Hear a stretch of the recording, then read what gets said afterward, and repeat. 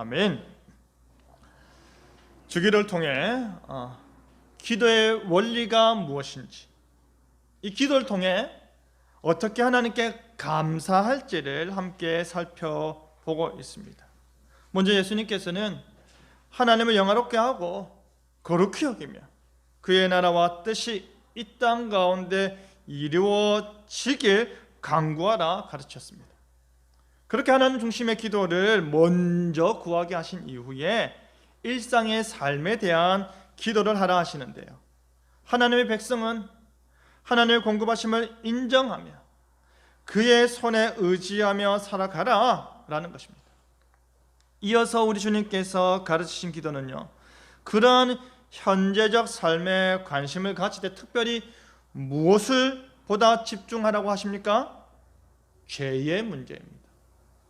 그 죄의 문제를 해결해야만 그 죄 용서 받음으로 말미암아 영원한 생명, 그 영생에 대해서도 관심을 가질 수 있기 때문입니다. 우리의 죄 용서를 기도하라 라는 제목으로 말씀이 주는 교훈을 함께 나누겠습니다. 첫째로, 우리의 죄를 시인하라입니다. 주기도의 6번째 청원인 죄 용서에 대한 부분은요, 주기도가 기록되어 있는 마태복음과 누가복음에서 차이가 존재하는데요, 그것이 뭔지 아십니까? 그것은 바로 마태복음에서는 죄를 빚지다의 의미인 빚 혹은 채무에 대한 개념으로 말하고 있다면, 누가복음에서는 죄를 일반적인 의미인 죄 그 자체로 말하고 있다는 것입니다. 그런데 여러분, 왜 우리 주님께서 가르쳐 주신 같은 기도인데 제자들이 기록한 복음서에서 의미가 조금 다를까요? 그것은 바로 뭐가 다르기 때문에? 수신자가 다르기 때문입니다. 마태복음의 수신자는 유대인이지 않습니까? 유대인들에게 죄라는 것 자체를 하나님과 그 긴밀한 관계 가운데 빚진 상태로 보았던 것입니다. 하지만 누가복음의 수신자는 이방인이었기 때문에 하나님과 인간의 채무적인 관계에 대한 낯선 이해보다는 오히려 근본적인 죄의 문제로 접근하는 것입니다. 사실 죄의 근본적인 의미인 표적을 벗어난다는 것은 상세한 설명도 없이도 이해되지 않습니까? 하지만 마태가 말한 빚지다의 의미는 어떻게 이해해야 하겠습니까? 우리가 우리들의 빚진 자들을 이미 용서한 것 같이 우리의 빚도 용서하여 주소서라고 재해석할 수 있는데요, 우리가 하나님 앞에서의 원죄와 자범죄를 포함한 모든 죄를 빚이라 부르는 것은 우리가 마땅히 들어야 할 순종을 하나님께 들으지 못하였다라는 점에서, 또한 그 결과 형벌로서 그 값을 치러야 할 처지가 되었다라는 점에서 그들이 우리를 하나님 앞에서 어떠한 상태? 빚진 자들로 만들기 때문입니다. 다시 말해, 죄를 짓는다라는 것은 범죄하는 그 순간과 그 범죄하는 과정 가운데 하나님께 마땅히 드려야 할 것들, 하나님 앞에서 마땅히 행해야 할 것들, 행하지 못한 것이기 때문에 우리는 하나님께 드려야 할 것이 드리지 못하는 빚진 자들로 남는 것입니다. 죄된 상태로 남는다는 것은 빚진 상태로 남는다, 부족한 상태로 남는다, 이 말인 것입니다. 우리가 보내는 매일의 삶이 진정 빚진 자의 삶이지 않습니까? 마땅히 드려야 하고 마땅히 행해야 한다는 것을 알매도 불구하고 그렇게 하지 못하는 빚진 자가 바로 우리인 것입니다. 늘 마음은 있는데 실천하지 못하고 행동하지 못하는 게 바로 우리이기 때문입니다. 그렇다면 이 빚, 이 죄를 용서한다라는 것은요, 어떠한 의미입니까? 이 말은 채권자가 채무자에게 아무런 요구나 형벌도 가하지 않는다라는 말입니다. 채권자가 빚 장부를 깨끗이 정리해 준다라는 말입니다. 이 얼마나 좋은 일입니까? 집마다 빚 없는 집이 없다고들 하는데요, 그 빚이 다 갚아졌다라고 생각해 보십시오. 얼마나 기쁜 일입니까? 우리의 하나님께서 하신 일입니다. 우리 하나님께서 그렇게 우리의 빚을 용서해 주십니다. 그 어떤 기록도 남기지 않고 우리를 용서하십니다. 그 빚으로 인해 더 이상 뭐를 받을 필요가 없다는 것입니까? 우리가 형벌을, 벌을 받을 필요가 없다라는 것입니다. 여러분, 우리가 성경을 통해 분명히 아는 사실은 뭡니까? 죄의 삭은 사망이라는 것입니다. 하지만 우리가 구원받았음에도 불구하고 계속해서 죄를 짓는데, 그렇다면 우리가 계속해서 짓는 이 죄는 어떻게 될까요? 우리가 예수님 믿을 때 그 전에 모든 죄가 용서받은 건 확실한데, 믿은 이후에 잠시 거룩한 삶을 살다가, 잠시 성령의 충만한 임재 가운데 하나님께 붙드는 삶을 살다가 어느덧 작든 크든 죄를 계속해서 범하는 우리를 보지 않습니까? 그 죄들의 값 역시도 사망인데, 그것은 어떻게 치러야 할까요? 그건 역시도 우리가 중보자이신 하나님의 아들 예수 그리스도께서 이미 십자가에서 대신 형벌을 받으셨고, 대신 값을 치르셨고, 대신 고통 받았음으로 말미암아 그 믿음으로 용서받는 것입니다. 하나님께서 죄를 우리에게 전가하지 않으시고 은혜와 사랑으로 죄인인 우리를 받아주시는 것입니다. 그리스도께서 성취하신 상을 우리에게 주시면서 그 상조차도 받기 버겁고 무능력한 우리에게 믿음까지 선물로 주셔서 은혜로이 이신 칭의의 복을 누리게 하심을 믿으시기 바랍니다. 이 죄 용서의 은혜가 우리에게 있습니다. 이 은혜 중에 은혜가 우리에게 있습니다. 여러분, 공의로우시며 자비로우신 하나님께서 우리 죄를 값없이 용서하셨고 용서하실 것 또한 믿으시길 바랍니다. 그 어떤 대가도 요구하지 않으시고 그의 유일한 아들 예수 그리스도를 우리에게 주시기까지 우리의 죄를 용서하심에 감사하시길 바랍니다. 이와 같이 용서받은 자의 삶을 살아가고 은혜가 넘치는 삶을 살고자 하신다면 우리의 죄를 보다 철저히 인정하고 시인해야 하는 것입니다. 그렇다면 우리가 죄사함을 바라고 그것을 위해 기도해야 하는 이유가 무엇입니까? 죄사함 없이는 구원받을 수 없기 때문입니다. 또한 하나님께서는 죄사함의 은혜를 바라는 자들 이외에는 아무에게도 그 은덕을 베풀지 않으시기 때문입니다. 아무리 위대한 하나님의 종이라 할지라도 그들 역시도 하나님 앞에서 철저한 회개로 행해야 합니다. 죄 용서를 구하지 않는데, 탕자의 삶이 좋다고 하는데, 배교의 삶 가운데 안락함을 누리고 있다고 하는데, 하나님께서 그의 공의를 훼손하면서까지 용서해 줄 이유가 없는 것입니다. 먼저 납작 엎드릴 때 하나님께서 눈길을 주시는 것입니다. 먼저 내가 하나님께 돌아가야겠구나, 내가 하나님을 찾아야겠구나 생각할 때 죄사함의 은혜가 베풀어지는 것입니다. 그뿐 아니라 이 기도를 하나님께 올려드리는 자는 자신의 죄를 씻을 수 있는 다른 방법이 아무것도 없다는 것을 철저하게 인식하는 자인 것입니다. 다른 방법이 없으니 어떻게 하겠습니까? 하나님 앞에 엎드리는 것입니다. 하나님의 죄 용서의 은혜를 구하는 것입니다. 죄의 삭은 사망인데 그 사망에서 벗어날 방법이 하나님의 용서의 은혜밖에 없다. 그것을 깨달으면 하나님 앞에 엎드릴 수밖에 없는 것입니다. 누군가 이런 질문을 합니다.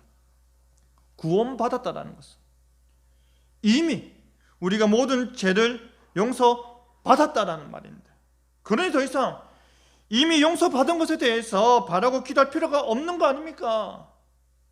그럴싸해 보입니다. 물론 그리스도인이 죄사함을 누리는 것은 당연한 것입니다. 그러니 분명한 것은 우리가 그것을 완전히 누리지도 못하고 지속적으로 누리지도 못하고 있다는 사실을 알아야 합니다. 다만 우리는 뭐만 누릴 뿐입니까?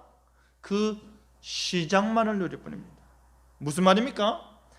우리는 하나님으로부터 죄 용서의 은혜를 받기 시작했다라는 것입니다. 그 이유는 중생한 자들에게 계속적으로 뭐가 발견되기 때문에 죄가 발견되고 그 죄가 하나님의 용서를 반드시 요구하기 때문입니다. 죄 용서의 은혜가 날마다 선포되고 날마다 우리에게 적용되어야 하기 때문에 우리가 이 은혜를 어떻게 해야 하는 것입니까?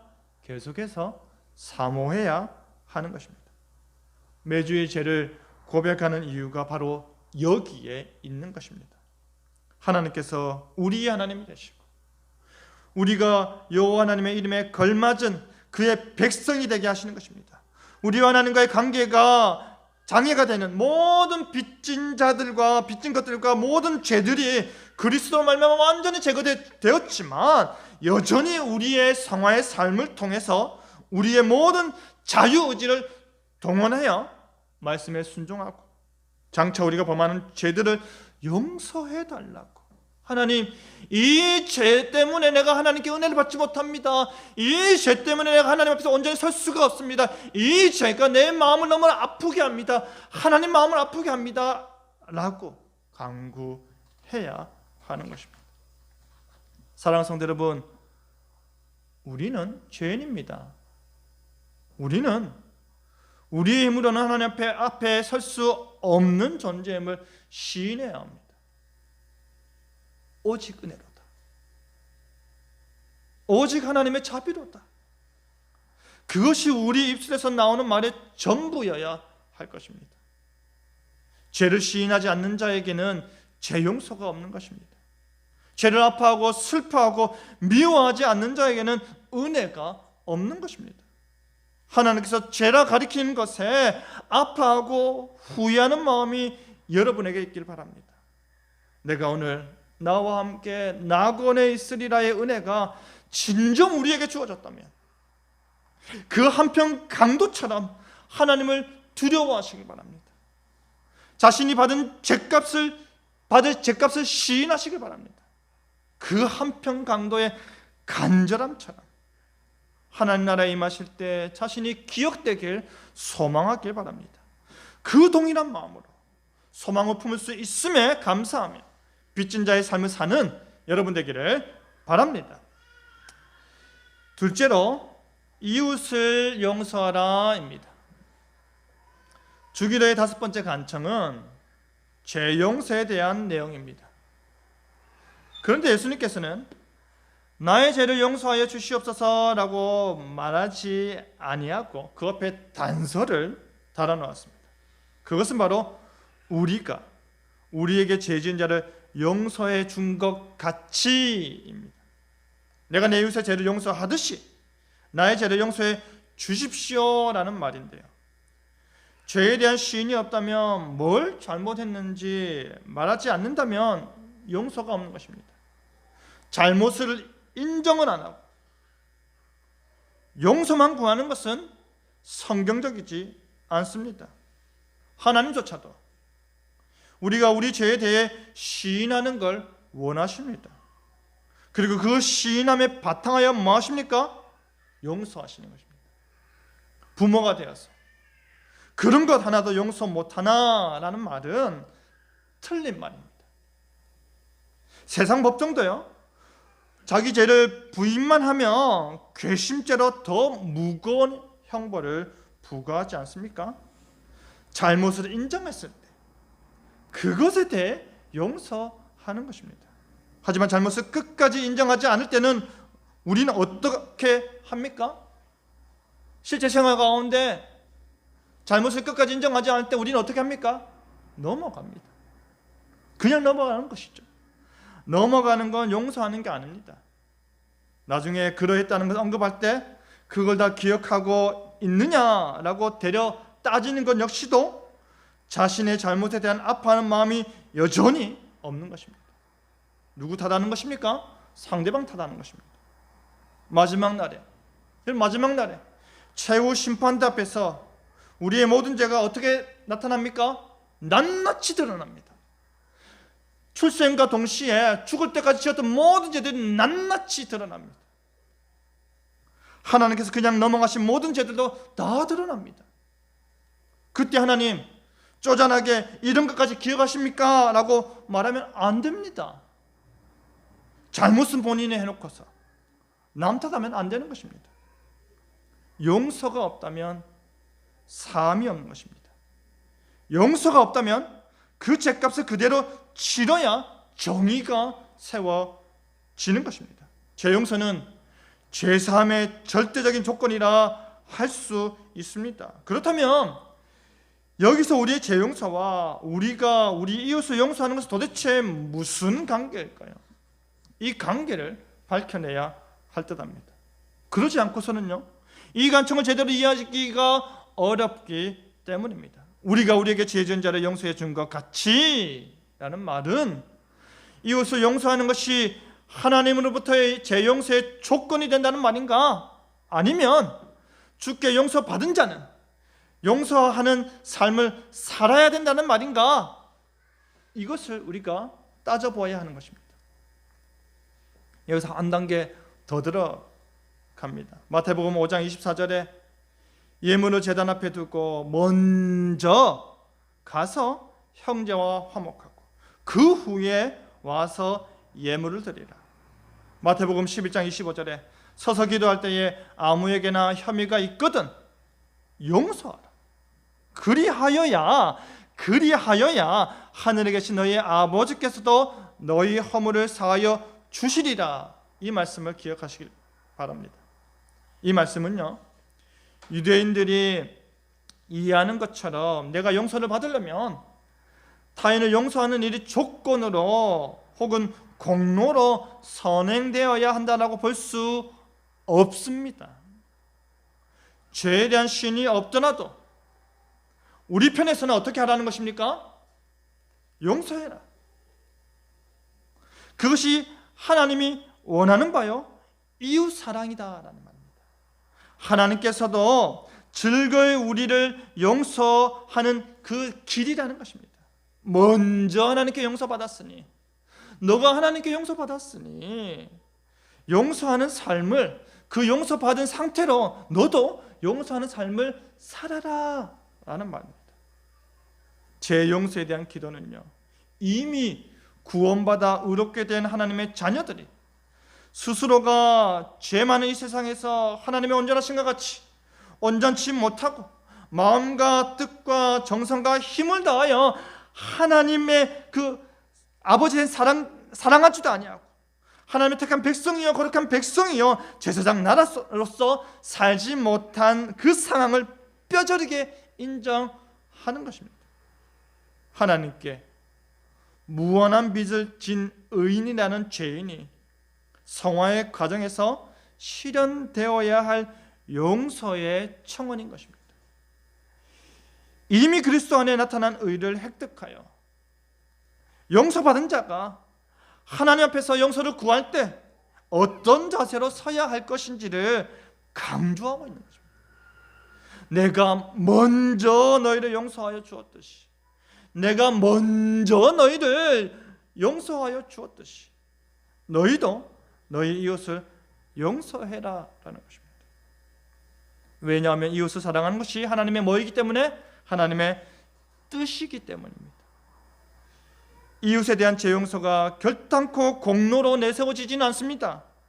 이웃이 범한 죄를 용서함을 통해서 이웃 사랑이 우리를 향한 하나님의 뜻이라면 그것을 우리가 실천하지 못하는 죄는 그것을 실천하지 않겠다라는 내 교만한 마음을 드러내면서 우리의 죄는 용서해 달라고 기도하는 것과 같은 것이 되어버립니다. 나는 저 사람 용서하기 싫습니다. 내 목에 칼이 들어와도 용서는 안 됩니다. 하지만 내 죄는 용서해 주십시오 하는 것과 같다라는 말입니다. 여러분, 용서를 해준다라고 해서 이전처럼 회복하라거나 가까운 친구처럼 지내라는 말이 아닙니다. 그리스도 안에서 형제라 할지라도, 그리스도 안에서 하나님의 지체라 할지라도 친구일 필요는 없는 것이죠. 그 사람이 지은 죄에 대해서는 성숙한 그리스도인으로서 용서하는 것입니다. 있는 것입니다. 그렇기 때문에 여기서 말하는 가치라는 말은 용서의 정도를 나타내는 것이 아닙니다. 비교를 나타내는 것입니다. 하나님께서 우리의 죄를 완전하게 용서하는 것처럼 우리도 이웃을 그렇게 참되고 분명하게 용서해야 한다는 것입니다. 탕감받아서 기쁜 마음으로 길을 가던 1만 달란트 빚졌던 자는 100데나리온 빚진 동료를 용서하지 않았을 때 어떻게 되었습니까? 그 소식을 들은 왕이 1만 달란트 빚졌던 자를 용서하지 않고 투옥해버렸습니다. 여러분, 여기서 우리는 무엇을 느낍니까? 왕의 정의로운 마음에 공감하지 않습니까? 여기서 우리는 100데나리온 빚진 동료가 너무나 딱하다, 불쌍하다 생각되지 않습니까? 하지만 실상은 뭡니까? 실상은 우리가 바로 1만 달란트 빚진 자라는 것입니다.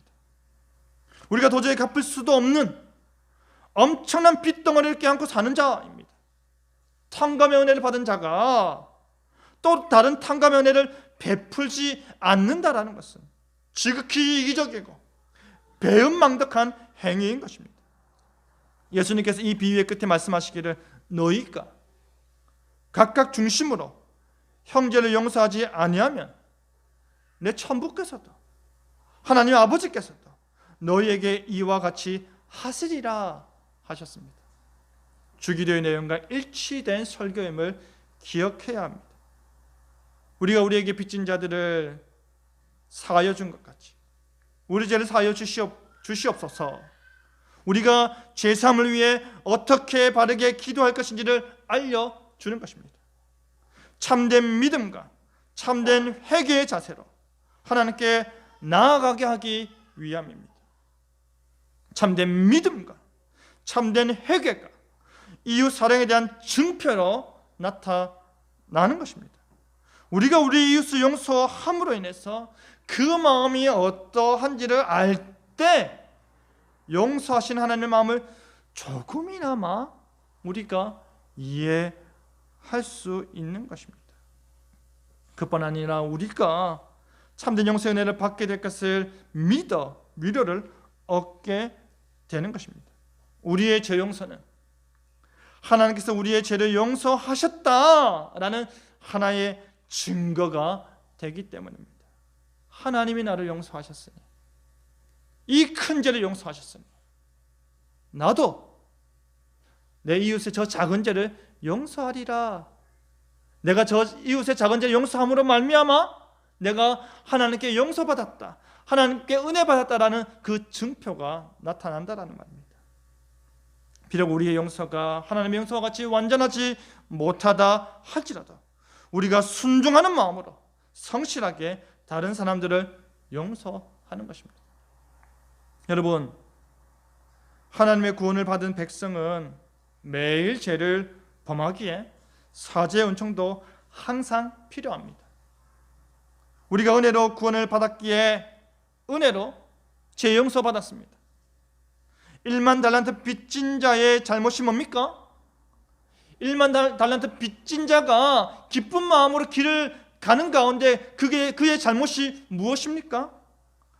용서받았음을 자신의 변화된 삶으로 나타내지 못한 것입니다. 자신이 그 큰 용서를 받았음에도 불구하고 그 삶의 참된 가치를 드러내지 못한 것입니다. 그는 왕이 볼 때에 탕감받아 은혜 받은 자로서 합당하게 살아냈어야 하는 것입니다. 우리 모두는 1만 달란트 빚진 자로서 성도로서의 변화된 새로운 삶으로 하나님의 사죄의 은혜가 증명되어야 합니다. 변화되지 못하고 용서하지 못하고 여전히 양심을 품고 꽁한 마음 가지고 있다면 그 사람은요, 하나님의 사죄를 진정으로 받지 못한 사람에 불과하다고 말할 수밖에 없습니다. 주기도의 원리와 가르침이 그렇기 때문입니다. 하나님께서 나의 죄는 기억조차 하지 않으실 것을 믿음으로 바라고 고백하면서 나는 내가 받은 상처와 고통은 결단코 잊지 않으리라 라는 자세로 잊지 못하고, 그것을 말할 때마다 당시의 고통스러운 아픔과 흥분된 감정을 고스란히 나타내고 있다면 하나님의 용서하심 은혜를 누리지 못하는 자입니다. 하나님의 사죄의 은총은 동에서 서가 먼 것 같이 죄를 기억조차 하지 않는 것입니다. 그렇기 때문에 여전히 과거의 한 시점에 우리가 우리를 묶어두고 있다면 이것은 하나님의 크신 사죄의 은혜와 사랑을 진실로 알지 못한 것이라 말할 수밖에 없습니다. 사랑하는 성도 여러분, 하나님의 무한한 사랑을 입은 우리는 하나님의 사랑을 우리 주변 사람들에게 드러내야 할 최소한의 의무를 지니고 있음을 기억하시기 바랍니다. 우리는 하나님 나라가 완전히 임하는 그날까지 그리스도의 의를 덧입은 존재로 완전한 구원에 이르는 그날까지 계속적으로 하나님의 은혜와 사죄의 은총이 필요한 죄인임을 인정하며 살기 바랍니다. 그렇기 때문에 매일의 삶이 회개와 용서의 연속적이고 실천적인 삶을 사시길 바랍니다. 하루를 마무리하실 때, 그 하루를 마무리하실 때 하나님 오늘 알고 지은 죄 모르고 지은 죄 있다며 용서해 주십시오라는 그런 회개 기도의 실천을 삶 가운데 하시길 바랍니다. 너희가 사람의 잘못을 용서하지 아니하면 너희 하나님께서도 너희 잘못을 용서하지 아니하시리라. 이 말씀을 늘 엄중히 기억하며 용서의 삶을 실천하는 여러분 되기를 바랍니다. 말씀 맺겠습니다. 사랑하는 성도 여러분, 예수님께서 말씀하십니다. 너희 의가 서기관과 바리새인보다 더 낫지 못하면 결코 천국에 들어가지 못하리라. 가슴에 새기시기 바랍니다. 이 땅의 천국 시민으로서 하나님의 말씀을 온전히 지키지도 못하는 우리는 참으로 무능력하지 않습니까? 우리가 얼마나 배은망덕합니까? 얼마나 이기적입니까? 우리의 모든 삶의 근거와 희망은 오직 아버지 하나님의 은혜에 있다는 것을 인정하시기 바랍니다. 그 앞에서 우리의 죄를 시인하기 바랍니다. 그 하나님 앞에서 용서함을 받았다면 우리 역시도 용서의 은혜를 베풀기 바랍니다. 하나님께서 나를 용서하시는데 나는 왜 용서 못할까? 용서 못할 건 없습니다. 친구가 될 필요는 없지만 용서는 할 수 있는 것입니다. 그것이 바로 은혜 받음에 대한 증거임을 기억하시기 바랍니다. 그리하여 하나님이여, 주의 사죄의 은혜가 필요합니다. 주의 용서하심이 내 삶에 절실히 필요합니다 라고 고백하며 죄 용서의 은혜에 감사하는 저와 여러분 되기를 간절히 바랍니다. 아멘.